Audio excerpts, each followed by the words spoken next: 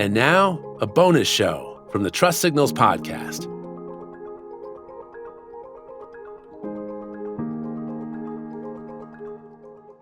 Hi, everyone. This is Scott from Trust Signals and Idea Grove.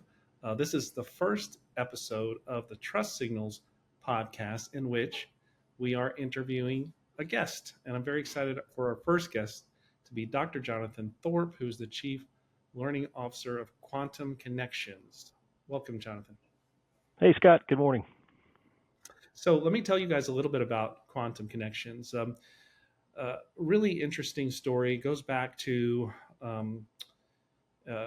some best-selling books that were written some time back about relationship therapy that Quantum Connections has found a way to apply in a very interesting and compelling way to the business world to build trusted connections between employees in the workplace. And, my book, Trust Signals, is mostly about building trust with customers. But as Jonathan and I were talking about before we started, it's very hard for an organization to build trust with customers if they don't have trust within the organization among their employees. So, Jonathan, tell me a little bit about Quantum Connections, how it started, and what you guys are up to. Sure. Quantum Connections grew and morphed out of a safe conversations methodology, started by our founders, Dr. Harville Hendricks and Dr. Helen LaKelly Hunt, over 40 years ago, applied this connectivity science to personal relationships. And they've helped hundreds of thousands of people and actually sold millions of copies of their best-selling books to help people work through relationship challenges, communication challenges, to become more connected and happier people. We've taken that same science and applied it over to Quantum Connections.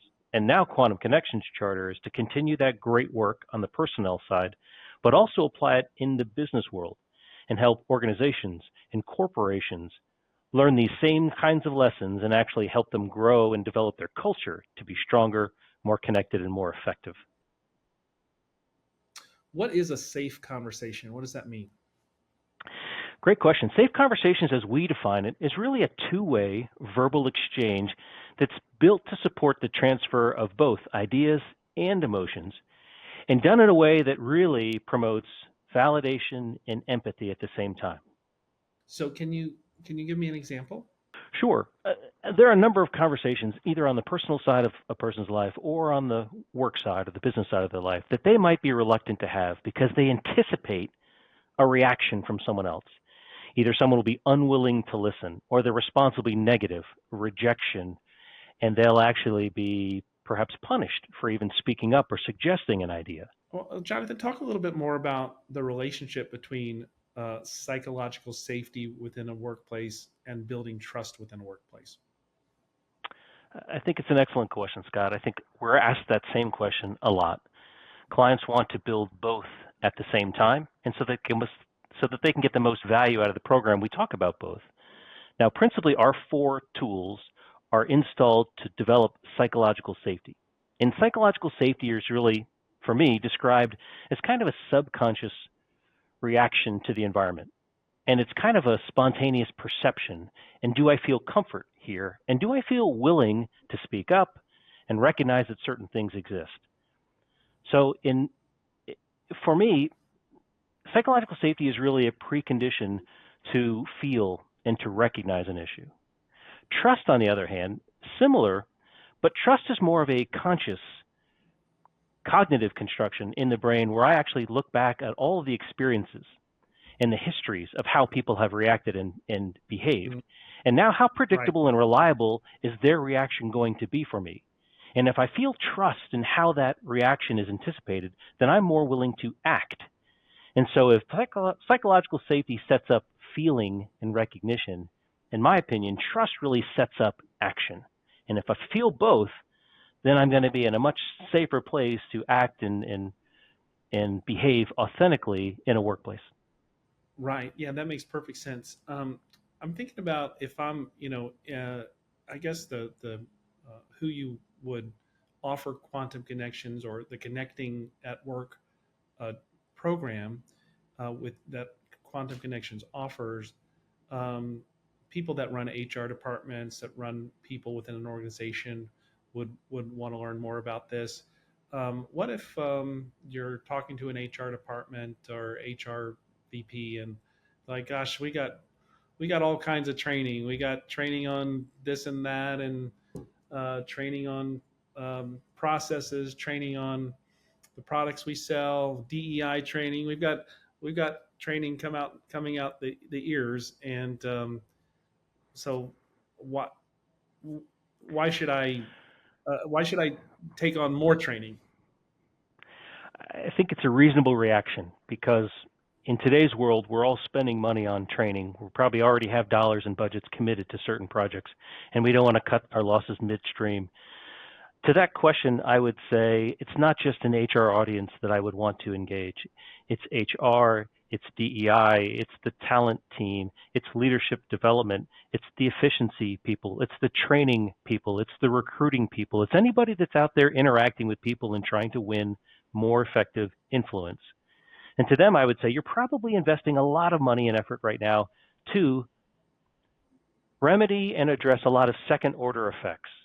A lot of second order effects that stem and follow on from faulty communications and a lack of connection and disengagement. What Quantum Connections and our Connecting at Work program truly address are those three things as core ailments. And once you improve core communications and a willingness to connect with coworkers and an establishment of real engagement, then all of the other second order effects that you're probably training to right now get taken care of in the after effect. Yeah, that's interesting. As I think about a lot of the training and things that we've done just within our small organization, a lot of the training, even if it's meant to say team build or improve team dynamics, a lot of it is kind of individual training as opposed to kind of the training through conversation and dialogue and interaction, which I know that Connecting at Work is all about. Like, I was thinking about something that we have used within our organization when hiring, that speaks to someone's personality type, and kind of if they would be a culture fit based on a kind of a test they take, uh, and then it asks that there's a separate part of the test that asks them how they would adapt some of their weaknesses or things for the specific job if they took on the job. And I know we had conversations internally like, okay, could this person be a fit? But also, what you're also supposed to get out of it is, based on the personality type that's been shared, this is how you should relate to them differently. But what was missing is the actual training in the conversations. You know what I'm saying? In other words, it's like, okay, here are the buckets of people, and this person you should probably treat like this, and this person talk to like this. But no one goes that last mile, I guess, in terms of actually the process of the conversations, which is probably, I guess, where the rubber hits the road. One of my favorite analogies for what you're describing is you think about the Little League pitcher who's standing on the mound, and the coach from the dugout is yelling at the poor child to throw more strikes, but yet unwilling to walk out to the mound and actually show them how to throw strikes. How do I stand? How do I use a windup? And how do I actually position my arm so that I get the best effects? And in a lot of cases, what you just described is still happening. Companies are telling people exactly what kinds of behavior we want. We want greater connection. We want more engagement and collaboration, but they're not telling them how to do it.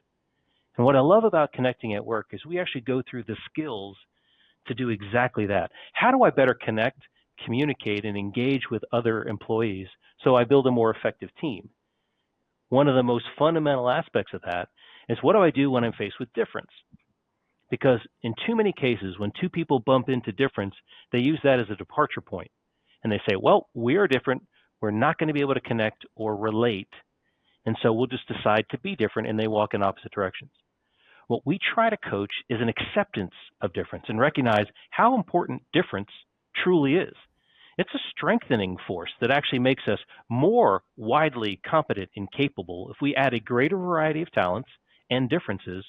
Then our team collectively is better suited to face a greater variety of challenges. So in our skill set, we actually teach when you bump into difference, don't depart, don't wall up, don't separate, but instead drive curiosity to learn more about these differences and accept these differences. What we don't say, Scott, is that we want everybody to go ahead and adopt everyone else's differences, because we're not so naive to think that everybody could simply do that. So we don't want everybody to adopt other people's differences. We just want them to accept the differences in other people. And I think that helps people better understand how to connect with other people and actually throw more strikes. Yeah, I like that analogy. We get into the details of the training program specifically? I believe it's a 12-week program, if I'm not mistaken, and there's a training portion, putting this training into practice portion, and then kind of a measurement to see what kind of improvement you're seeing in a quantitative way in terms of relationships. Can you walk me through that 12-week training? Sure. The training program, which is really complemented with a practice regimen and a measurement routine, is really 6 90-minute modules that are separated typically between 2 and 4 weeks. So the program at its fastest could be compressed to a period of about 12 weeks, but typically, if you have the time, we'd probably prefer it to last 24 weeks. And we say that time in between those 6 modules. I'm sorry? More time. So there's more time for practicing what's being trained?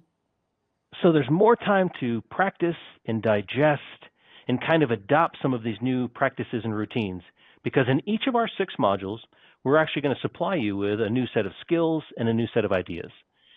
And these actually are additive, and they build on the backs of the preceding session. So if you have anywhere from 2 to 4 weeks in between each session, you can actually take the skills into your personal world and into your work world and try them out and see which ones are easier for you to adopt. They might be more natural for you, and some of them might be a little bit more foreign at first. And having those 2 to 4 weeks, very important that you actually get to try it out on a pace that works for you.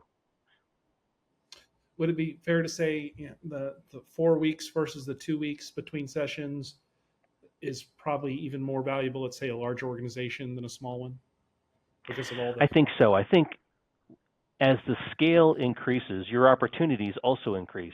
And if I have anywhere from 3 to 4 weeks to practice, there's a greater chance that I can drop into a greater variety of situations in a 3 or 4 week period of time than perhaps 1 or 2 weeks. So I appreciate that everybody has a busy schedule, an operational agenda that they need to execute on. And so sometimes 2 to 4 weeks might have to be massaged a little bit to fit into their op tempo. But it's something that is a little bit flexible, but it is important that there is some amount of time for practice. And so you said training, 6 90-minute sessions. So that would mean everyone in the organization is getting about 9 hours of training. Am I doing my math right? Your math is good, sir. It is 9 hours of instruction. That's right. Is it typically small group training? It is. We like to keep the audience manageable. And so if our audience is going to extend beyond 20 to 22 people, then I would find a way to actually start to introduce it in multiple sessions. And we can do that also. We can do it we can actually run sequences where a group will go through front to back and then a second group. And we can also run them concurrent, where multiple groups are getting session 1 and then multiple groups will follow and get session 2 and so on. Now, I know one concept that you guys have developed that I know that all the data behind it is still all coming together, and but it's very exciting. It's this idea of essentially having a version of like a net promoter score kind of measurement, where you can start at the beginning and kind of set a baseline of where your team stands, and then at the end of training and practicing, you can ask again, or maybe ask intermittently, across a period of time, to see if you're getting progress in terms of how engaged people feel within the organization, how much trust has been built, how connected they feel. Can you speak to that a little bit? I'm happy to. Most people are familiar with the concept of a net promoter score. In terms of marketing parlance, how referable is your company when asked of your market? In a similar way, we've reached out to a leading decision science and psychometrics firm to help us adopt what is proprietary, and you'll only find it here at Quantum Connections, and it's called a net connected score. And what we'll do is we'll actually, on the front end of our program, ask the entire organization who's participating, how seen and heard do you feel by your immediate supervisor? Now, this is a fairly simple and safe way to reveal the level of connectedness in an organization. What we find out is people are much more willing to answer that question honestly and freely than if you were to ask them something as direct as, are you looking for work? People's defenses are smart enough to see that coming, and they'll actually execute some version of a safe answer that won't reveal maybe their true intentions. But people are willing to reveal how seen and how heard they feel on the work floor. Well, we'll measure that on the front end of a training event, and then measure that again on the exit side of a training event. And we'll actually be able to see real lift and variability. How widespread were the data points in a population? And so do most of your people feel generally seen and heard? Or do you have a score that suggests a couple of people feel very seen and heard, a lot of people feel sort of seen and heard, and then maybe some detractors feel very unseen and unheard? What we love about this net connected score is it really gives us some pure intelligence on productivity and engagement and even turnover for an organization. So that's what I'd say to the net connected score. Yeah, it's interesting. I over the last couple of years at Idea Grove, we do a lot of surveys, and we use survey tools, and have studied up on this as we've done more of them. And one of the things that I found interesting is someone representing a survey organization said, as we're fielding surveys, be aware that there's a positive bias in how people tend to answer questions, which surprised me. But in other words, if you just ask someone in a survey, do you like your job? Most people will say yes or give a positive response, even if they're not crazy about their job. If you're asked these kind of direct questions, and you have to really kind of get at the questions in a way where they don't feel put on the spot, I guess.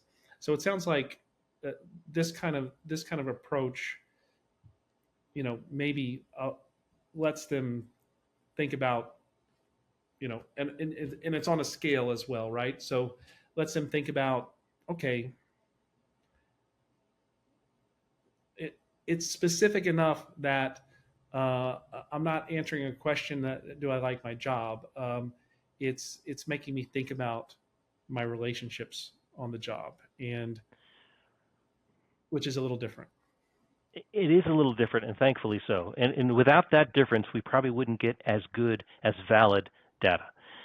By being somewhat distinct from some association with how safe I am in this job, and if I answer differently, is my job at risk? This answer differently asks an aspect of the job that is relational, that won't affect the very existence of their job or their ability to continue to work here. It's just an aspect of the job that talks about one facet, a people facet, that they can answer safely. And what's nice is the data has been extended out to a wider and wider population and has been validated. So the same people that are answering, I do not feel seen and heard, are the same people that are in effect looking for work, that are privately going out and looking for their alternatives and their options that might be quietly working to separate. And so this question helps us get that awareness and that understanding safely without having them feel like they're being exposed or giving something up. Yeah, I guess there's been a lot of talk of, as we've all heard, about quiet quitting and things like this, where people are kind of proudly declaring on social media that that they're at work but they're not engaged. I remember years ago when I was a journalist, we had a newsroom where we had computers where you could send a message that would appear at the top of the computer that everyone in the newsroom would see at once.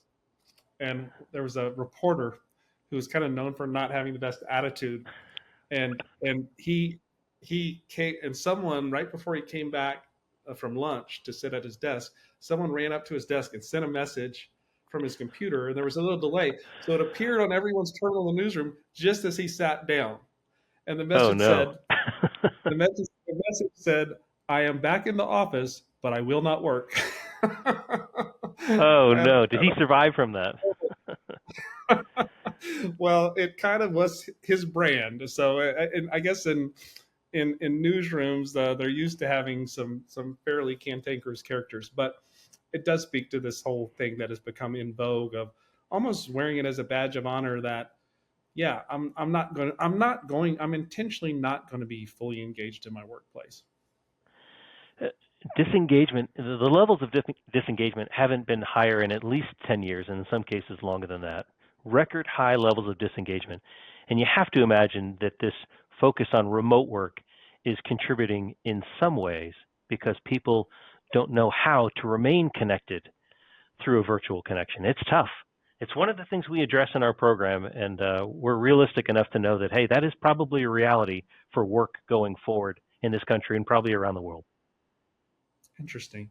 Well, it speaks to, do you approach in your training um, virtual, hybrid, and in-office workplaces differently? Maybe not differently, but actively. And we do engage this whole aspect of remote work. You could argue that virtual presence is actual absence, but the reality is that companies still have to deal with it. It is a huge time saver. It is a huge cost saver. It is what our employee force wants. And so in some respects, we have measured that out and given them some or a lot of that. But there are Mhm. challenges in this remote environment. And one of them certainly is the distractions that come along in a home office environment. The other is disengagement because I might not be in an actual floor space around a conference table, that I have to create feelings of engagement. And the last is imbalance, distraction, disengagement, and imbalance. Because a lot of supervisors might assume that a remote environment fosters underwork. But I think sharp supervisors will recognize that a remote environment might sponsor overwork just as much. And by that, I mean somebody who's willing to go in at 8 p.m. after they finish up dinner and work another 4 to 6 hours on a project and then show up the next day exhausted, or Yeah. actually shoot out emails at 1 a.m. or 4 a.m. And then the perception builds, maybe I should be up at 1 a.m. or 4 a.m. because my boss sent e-traffic at those crazy hours. And so remote work really is a challenge. And unless you're doing things like active listening and actually mirroring the sentiments back and forth and structured dialogues, then it's going to be harder for you to maintain communications, connectivity, and engagement over that remote connection. And we teach all of those things. I thinking about how, for my agency, we just before COVID, the lockdowns, I had just signed a lease for Class A office space, and the things we did after things opened back up to try to get people back in that office, and it's like, I'm done giving free lunches if they don't want to come in the office, as long as the work gets done. And for us, we meet occasionally in person, but ultimately, kicking and screaming, I just decided last fall to sublease the space because people preferred to work from home and did not want to be brought into the office. And for us, I think in agency land, it's pretty easy to track people's work. You track their hours. Most things are ultimately billed by the hour, and so you can pretty easily see if someone's producing or not. Probably a lot harder to do in a lot of businesses.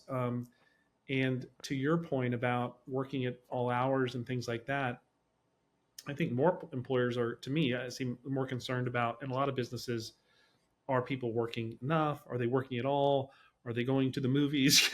What are they doing if I can't follow them? And so they do things which really show a lack of trust, like they have monitoring devices and different things to make sure you're at your computer. It seems to me that that's not the right way to go about um, ensuring the people in your organization are doing their jobs, right? I think there are more effective ways.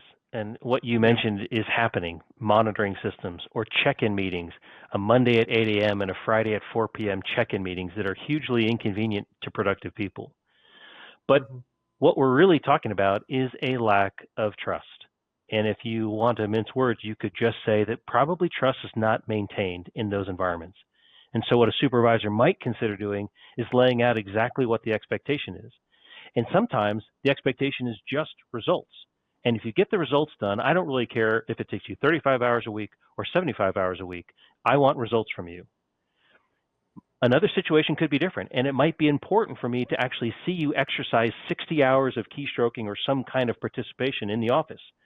And if that's the case, I think that has to be communicated to the employee and not nuanced into a couple of coy ways to kind of keep tabs on people, but tell them clearly, my expectation is this, and if you meet this, I will be totally happy. And I think once that dialogue happens, then I think the employee walks away and says, great, I know exactly what is expected of me. And I either will or will not deliver. And if I choose to not deliver, then that's a conscious choice, and I find a role that actually better suits me. But then we don't live in this case where I'm wondering if my boss thinks I'm working hard enough. And the supervisor thinks, I wonder if my employees are working hard enough. That's a very toxic situation when people are not talking to each other about the expectations. Yeah, I had a very an example years ago before I started my business where I was working at an IT company where it became very clear to everyone there. It was relatively small. It's only about 25, 30 people, consulting company. Became very clear to people that the CEO was regularly monitoring people's emails. And I think all people understand that your work emails are not private, but no one expects there's the CEO to actually go in and actually read them. I mean, like if there's an incident or something, yeah, let's go back and see if we can track this down in the email or something. But so it led to conversations where it became obvious, like, oh, it didn't seem like many people were working today because he was looking at the personal, people were emailing about a football game or whatever. And it just seems to me that and in this case, the people on this team as a group, when they met with the CEO, they didn't call them meetings, they called them beatings because of all this pressure, this sense that I'm in this fishbowl. And in terms of organizations where there was a lack of trust, I've never been in one like that. And it's there's a weight on you that just whenever you're there, you're feeling it. And I guess part of psychological safety is the sense of relief that you have in feeling like you're valued, trusted, respected, that yes, you're in a hierarchy, but just because of that, the people at other levels are not treating you in a way where you don't feel properly valued, which seems to me more important than ever today in terms of younger generations coming up and their expectations of how they want to be treated at work. I'd agree 100%. And beyond that, right, there's an emotional aspect of this for sure, but there's also a physiological aspect of this too. And you talk about this state of going to a beating and something that drudgery, the stress, the anxiety, the worry that you feel anytime you interact in a certain environment or go to a certain kind of meeting with certain people. And that stress and that anxiety and that worry generates a physiological response in the body. And the body is kicking off neurochemicals like adrenaline and cortisol to help you deal with the short-term reaction, pump up the heart rate, boost the blood pressure, all of these things, boost energy levels. Thank you for joining me today, Jonathan, and I wish you the very best of luck as you grow this business. Thanks for your time, Scott. It's been a pleasure. All right. Thank you. Thanks for listening to this bonus show from the Trust Signals podcast.